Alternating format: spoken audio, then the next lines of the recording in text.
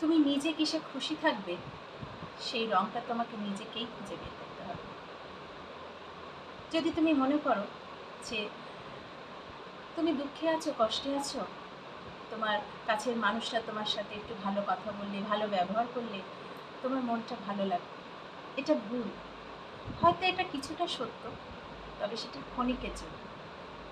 যদি চিরস্থায়ী সুখে থাকতে চাও, নিজের মনকে ভালো রাখতে চাও, আনন্দে থাকতে চাও, সেই খুশি রঙটা, সেই ভালো থাকার সময়গুলো কিভাবে, কিসে খুশি থাকবে, কিসে ভালো থাকবে, সেটা তোমাকে নিজেকেই বেছে নিতে হবে।